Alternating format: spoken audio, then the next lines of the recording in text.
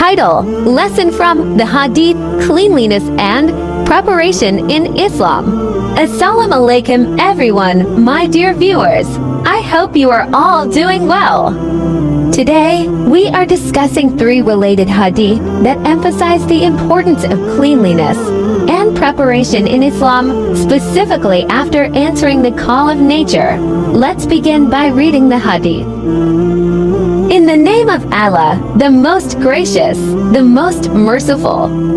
Chapter 15. To wash the private parts with water after answering the call of nature. Hadith. Narrated Anas bin Malik. Whenever Allah's messenger, peace be upon him, went to answer the call of nature, I along with another boy used to accompany him with a tumbler full of water. Hisham commented, so that he might wash his private parts with it. Chapter 16. Getting water carried by somebody else for purification. Washing one's private parts. Hadith. Narrated Anas. Whenever Allah's messenger, peace be upon him, went to answer the call of nature, I along with another boy from us used to go behind him with a tumbler full of water. Chapter 17. To carry an anaza, spear-headed stick, along with the water, for washing the private parts, after answering the call of nature. Hadith. Narrated Anas bin Malik. Whenever Allah's messenger, peace be upon him, went to answer the call of nature, I along with another boy used to carry a tumbler full of water for cleaning the private parts, and a short spear or stick. Lesson from the hadith. These 3 hadiths collectively highlight the emphasis the Prophet Muhammad, peace be upon him, placed on cleanliness, particularly after answering the call of nature. The Prophet, peace be upon him, not only practiced personal hygiene, but also ensured that he was prepared for it, as seen in these narrations, where water was carried for him to purify himself.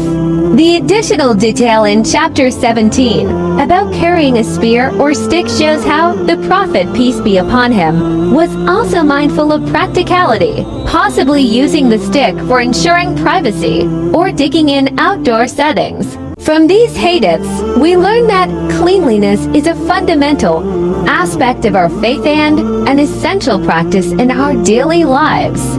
Preparation for acts of cleanliness is important, showing that Islam encourages mindfulness and planning in fulfilling our duties.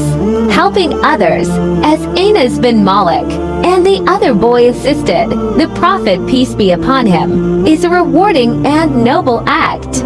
Conclusion. In summary, these hadith teach us that maintaining cleanliness is not only about physical purity, but also about spiritual discipline. By following the sunnah of the Prophet, peace be upon him, we bring ourselves closer to Allah and uphold the beautiful teachings of Islam. May Allah grant us the ability to practice cleanliness in our lives, just as our beloved Prophet Muhammad, peace be upon him, did. May he reward us for our efforts to follow the sunnah and keep our hearts, minds, and bodies pure.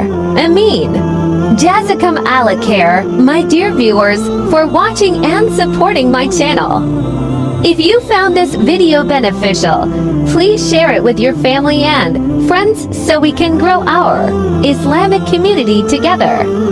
Don't forget to like, comment, and subscribe for more videos. May Allah bless you all until the next video. Wassalamu alaikum. Take care of yourselves and always strive to be a source of happiness and positivity for others. Stay blessed and keep shining.